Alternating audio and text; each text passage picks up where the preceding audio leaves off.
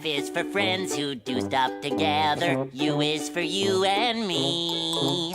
N is for anywhere and anytime at all. Down here in the deep blue sea. F is for fire that burns down the whole town. U's for uranium bombs. N is for no survivors when you're... Plankton. Those things aren't what fun is all about. That's completely idiotic. Hey yo, how's it going everyone? It should be here today with another video. Today's going to be a long one, so bear with me, but I promise I will not only cover the content, but give you some great tips to go along with it. So let's get started with JP News. Of course, we have the new season, Season 34, Seeker of the Sanctuary. Rewards include sleeves for Blastoblade Seeker and Sing Saver Dragon. As well as at Legend 10, 20, 30, and 50, you will get alt art for Blastoblade Seeker, which is really cool. This is like the 4th art for Blastoblade Seeker, so be sure to pick this up. Next, we have the Legion campaign. Your usual reach a target, get a free Sing Saver Dragon. Of course, this ends on the 6th, so expect to pick that up on the 6th, 1 week later. But if you can't wait, of course, go for the gacha. Next up, we have the Imaginary Tower event. We covered this in the OverDress coverage, so go watch that if you want more details.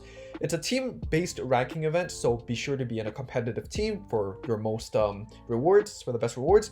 You beat the AI to progress through the levels and get medals to get the rewards. Of course, the rewards scheme, you can go check out that video again. And one more thing is that various new cards from set 18 will be used as boost cards to get you more points. Getting you more drops so you can actually accelerate your progress completing your cards and whatnot. The base rarity is triple rare. It shouldn't be difficult to get all of them, but you can also exchange for SP. Of course, it's going to be more expensive, but please check out your game for more details for that regard. Next, we have a login bonus for Legion. Unlocking Legion's power, 3 days, 3 packs, pretty solid. Of course, you should have seen this already. If you're a JP player, we have Friend Fight Week. Get sleeves and emblems by collecting medals through friend fights and login.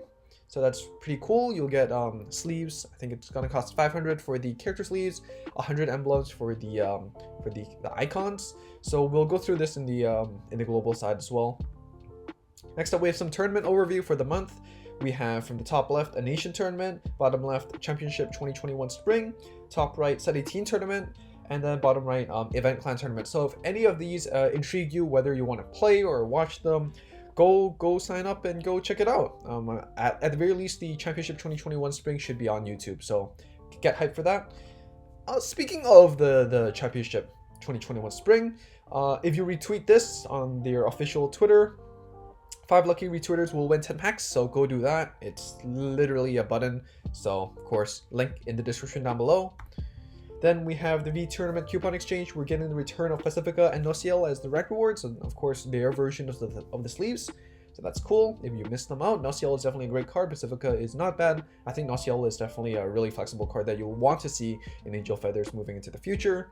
V Metal Exchange for skins. We have Naoki and Kamui. Each respective one will cost 200 V medals, so unfortunately it's a bit hefty. We're going back to the original price of them, no longer 50. Thank you so much, Kairos, for correcting me on Reddit.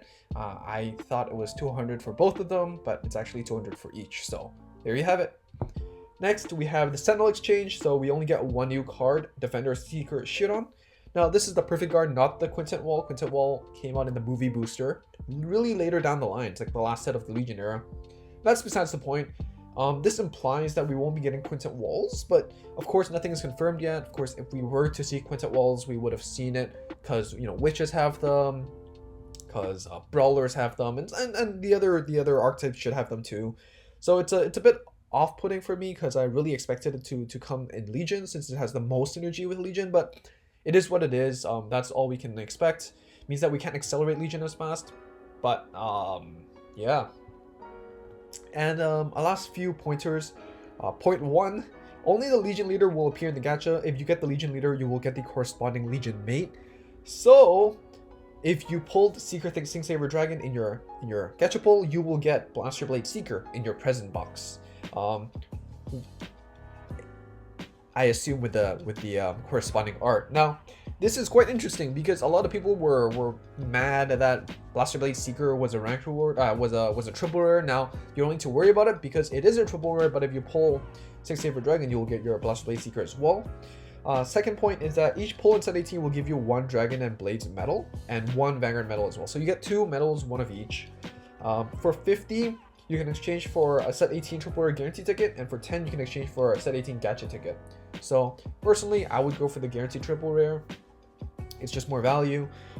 Every 50, I would then use the guaranteed triple rare first before proceeding with pulling the normal gacha. I think that way you know what triple rare you're getting before you just keep throwing packs at the wall and then end up with a bunch of triple rare tickets that you don't need. But yeah, I mean, the set 18 gacha ticket isn't bad as well, and the extra V medal definitely does help you get those new skins. And lastly, the point 3 is just about the tower event, basically telling you that set 18 will give you boost, so don't need to cover that. And now let's go over the card reveals. Brawler Big Bang Knuckle Dragon. Now this is a pretty good card. I'm not going to cover every detail about the card, but I'll just go over the gist of it.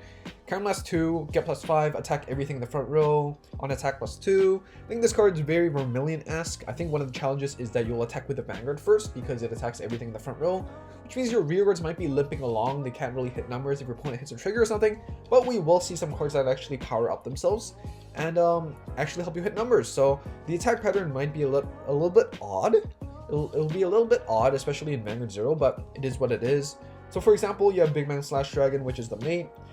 If your Vanguard's attack hits, it gets +3, so you can actually scale up. Since your Vanguard should attack 3 units in the front row, it attacks 3 times, so it gets +9. Or that I think that's how it works. Let me know if I'm wrong. So 18k beater helps you scale up the numbers. Definitely really important, because if not, then, well, your rearguards will be limping along, as we just said. Next, we have Skybeat Dragon. On Legion, retire front row, attack +2. Front row retire is always solid. It's neat, it's simple. Doesn't cost Card Blast, which is great. You also have Skyhell Dragon. On place Card Blast 2, retire front row. These units kind of clash with Big Bang Knuckle Dragon, right? Big Bang and Skybeats, they're kind of clashing because some of them want your opponent to have a full front row. Some of them want to just retire. Flexibility is always great. You know, if you just Legion with Skybeat and you call a Skyhowl, you basically retire 2 of the front row. You get 3 shots to the face. Solid, it's solid. Next, we have Shotgun Blow Dragon. Card Blast 2, retire 2 of your opponent's rearguard at random with priority to the back row. If you have more rearguards than your opponent, then units than your opponent, then you get crit +1. Crit pressure is always nice, especially if your opponent's at 4. If your opponent doesn't commit that much to the board, you can punish them by Card Blast 2. Even though they prioritize the back row, they can retire the front row, right? So kind of incentivizing them to put stuff on the board and punish them for it. It's pretty nice. And we have Military Brawler Lise. If your opponent's rearguard is retired during your turn, if your Vanguard's if your unit is on Legion, then it gets +3. So it's it again scales up, which is really important. I think Brawlers, the most important thing about Brawlers right now is that attack pattern is a bit shifty, but you have units that scale up. You have units that scale up. You have units that are really flexible. So that's really good. How you want to position your board is really important. So that's something to be wary of. But Brawlers are looking to be pretty solid. Next up, we have Risers. Now, Risers are doing their usual shenanigans, getting crits and whatnot. If this attacks a Vanguard, if you have Legion and you have 2 more rest rearguards, it gets +1. So the idea is you're going rearguard to rearguard, rearguard to rearguard, Vanguard with the extra crit to your opponent's Vanguard. And then you have units like Dual Flare that's like on attack. When your Legion Vanguard attacks, you can Card Blast 1, restand it. So then you can actually get multi-attacks, proccing your opponent's PGs and then multi-attacking. It's really solid. It's actually pretty cool. And then if your opponent like 6 damage heals or is put to 5, you have stuff like Phoenix Riser Drill Wing to actually seal off the game. This card, when it attacks a Vanguard, if you're in Legion, Card Blast 2 to stand all your front row rearguards that have a unit in the back row in the same column. So this lets you consistently multi-attack. You'll see that these units don't really use Card Blast, so you have room to use Phoenix Riser Drill Wing. It doesn't really help your rearguards. It doesn't really stand your back row, so it doesn't help your rearguards scale up. But this card's best used when your opponent's at 5. These are best used when your opponent's at like 4 or something. So great synergy in that case. You need kind of both to actually seal off the game sometimes, but it's good. You have options. And a Flame Wing, if your Vanguard's a Riser, then it gets +3. So 12k beater, it is what it is. Restand target, 12k beater, it's good. For Genesis, we have CEO Yggdrasil. Now this card, you know, it's a Soul Blast 6, crit +1. Your opponent must discard a random grade 3, or else they can't activate Sentinel. It also has the Regalia. If you have another Regalia in your center column, which means whether this card's in Legion or you have a back row, you can Soul Blast 3 to draw a card, which is a really solid skill. Actually help you set up your board in that case. as well. So last 6, get a crit, and basically Glory Maelstrom. It's pretty good. Of course, Legion Era is much more fast-paced. You're using your Legion skills earlier instead of being at 4. So is it as strong as Glory during its glory days in the LB4 meta? Maybe not, but it's still good to push your opponent down and then, you know, transition to something else or just use the skill again. You have stuff like Norn, which is like in your soul, when this card's put to your drop zone, you get to have your Vanguard get +5, help you scale up because you're probably going to use a CEO as your last attack or something because you want to put your opponent to 4 or 5 and then use the skill. So Norn helps. You have Freya, Regalia of Fertility Freya when your Vanguard's in Legion. Current +1 to Soul Charge 3 and get +5. So Soul Charge 3 and then Soul Blast 3 to draw 1. Pretty good synergy. Pretty good synergy. And then we have Nyx. Now Nyx Legions with, you know, Chimera, which is this unit. Once per turn, if your Vanguard's put, if a card with the same name as your Vanguard's put from your soul into the drop zone, then this gets +5/+1 crit, which means it's either Chimera or Nyx if you're in Legion. And then once per turn, if you have a Regalia in your center column, so less 3 to draw a card, same skill as CEO. Crit pressure is always nice. Of course, you don't have the guard restrict, but this card's cheaper in a sense. You just have to choose which card to soul last. You have Midday Regalia Chimera, which is on place, put 3 Regalia from drop zone into your soul. Wait, that helps you draw a card again. So it's essentially a draw card. It's really good. It's really good. It's really good. It helps you put these pieces back inside and then pop up your numbers and like plus again. So really good. Next we have Brynhildr. This card I think is a sleeper pick. I think this card's really strong. Limber Break 5, Soul Blast 6, Current +2, retire 3 of your opponent's rear guards, draw a card for each unit retired. And it's a crossroad with Angelica, which helps you with that soul issue. And if it's cross-riding, it's LB5 becomes LB4, which is kind of the idea they're doing with LB5 recently in 0. I think this card's really strong. I think, you know, even in a Legion deck, you can play this as a one-off because it's a Regalia. Soul Blast 6 to Counter Blast 2 to retire 3. The deck doesn't really use much Counter Blast. And Soul Blast 6 isn't that unreasonable. Retiring 3 and drawing 3 cards helps you fuel your late game and actually finish off the game really, really strong. If your opponent's at 5 or something, this is incredible, really. Alright, next up we have some OverDress stuff. We kind of covered this in the OverDress video, so I'm just going to skip through it. Nirvana has some changes. They all have some changes. Obviously, 13k turns to 11k, +10 became +3. Persona rides not +10 to the front row, it's +5 to this unit only. So is it as great? It's not that great. I don't think it's definitely meta or anything, but it's definitely fun, and it's a great, interesting way to promote your TCG. I know some people don't really like it. I actually think it's a really ballsy move to do this, and I really appreciate it. You know, they're taking a risk, and I love it. I love it. I want to embrace it. I want to see the other OverDress units coming in. I want to see Bruce. I want to see Bastion. I want to see Seraph Snow. I want to see Magnolia's, you know, winged beast, whatever it's called. Ek, help me out there. So yeah, I think it's really cool. OverDress is obviously not as potent because you can only pick up 1 Trickstar unless you're playing Murakumo, for example, which I mentioned last time. So maybe do that. Of course, you still have to on-attack Vanguard to actually use the skill. So maybe Norikami with Desert Gunners would be interesting. Someone pointed that out. So thank you all for the suggestions. I really appreciate it. Ride Chain mechanic in 0. Very interesting. Definitely you can tech these as one-offs as your 13th unit. Kind of guarantee you going to grade 3. And then you can move along from there. I think it's interesting as well, and it doesn't clog up much of your deck space, really. So I think it's great, it's neat, it's something that we can test around, and maybe it's something that they could, you know, implement. Zero unique cards, you know, as in Vanguard, 0 unique cards is something that a lot of us have been talking about. A lot of us thought was unreasonable because why would they do that? They don't, you know, really have enough designs or like team for that. But it could be possible. You know, we're seeing some efforts in it. We're seeing really good design on these cards right now, or at least in my opinion, and I can't wait to see more. I can't wait to see more. So that's it for JP. Let's move on to Global. So here we have approximately 6,500 if you do all the missions. You get 500 every day. You have 6 days, so you have around 3,000. Limited time mission, you get 2,000.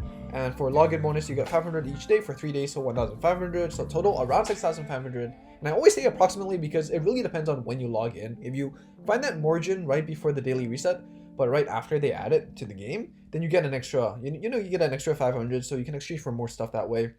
For the sleeves, they're costing 500 each. There's 7 sleeves, so that's 3,500. For the emblems, it's 100 each, so 500. And for the packs, you get like a tenth of a pack. It's 200 for each.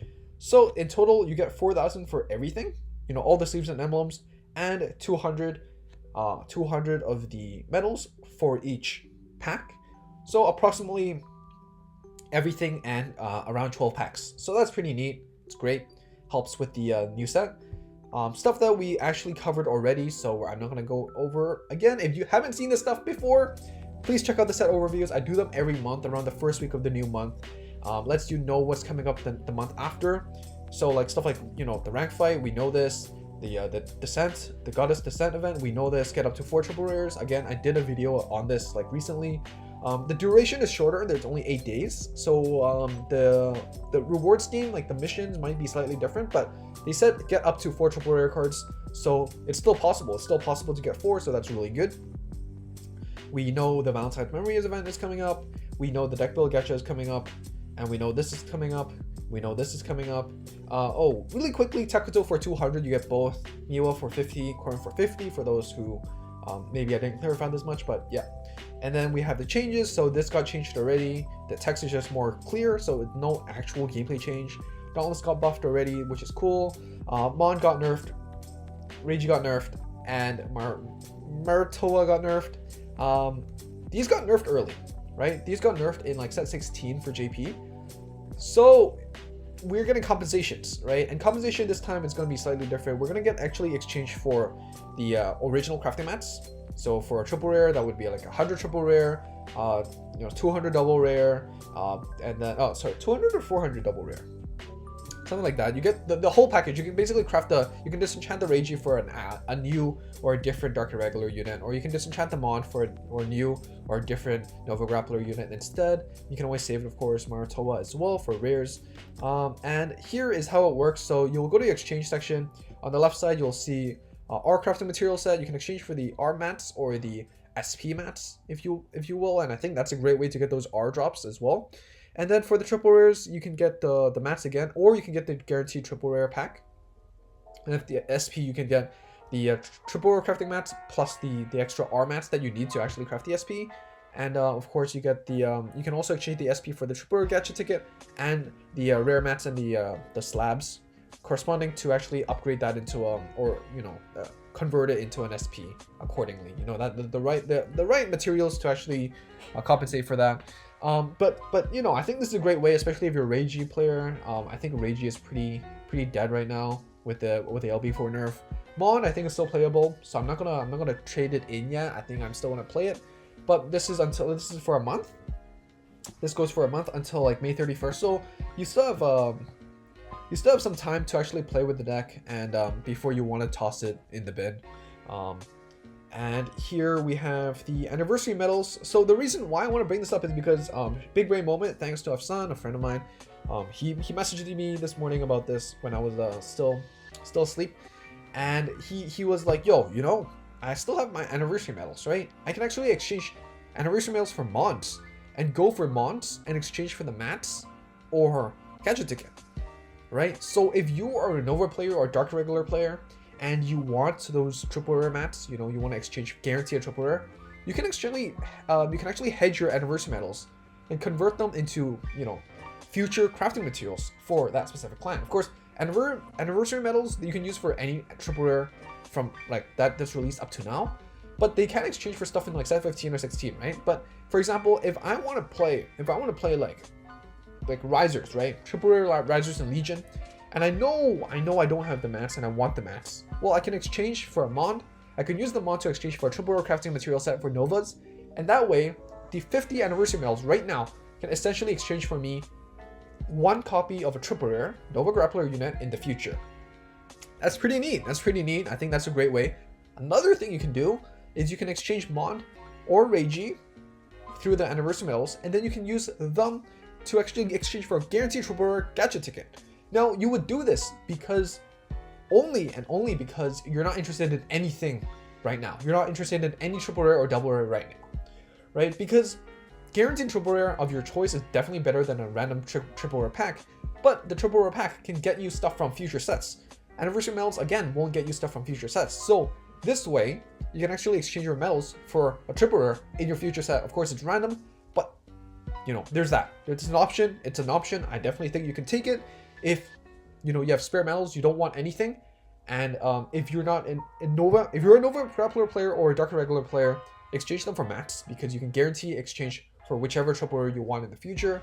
But if you're not and you really are not interested in anything, exchange those medals to like Mon or something, exchange those Mons as gacha tickets, triple rare gacha tickets, and use that for set 15, 16, 17, or 18 or whatever. So that's really smart. Thank you so much for that suggestion. Really appreciate it. I hope this helps people. Deconstruction. This chant rank rewards now. This came one set early to global, so triple rare for 30 and SP for 50. Great way to make use of the extra stuff piling around. You know, you can just make use of those mats. I think it's great. You know, for Easel was a ranked reward, Platinum was a ranked reward. You know, Golds is coming up to be really strong, so disenchant those. Bermuda with duos is coming around, so you can disenchant all those Bermuda ranked rewards. It's really solid. And to end off, this is the monthly calendar for May. You have the details. We also have the Mirakumo event, part 2, Shingo's event, story, whatever. We covered this already. And of course, there's the open qualifiers. I didn't sign up in time, but I hope you did, and let me know how you do. I'm really excited to see how it goes. And that's basically it.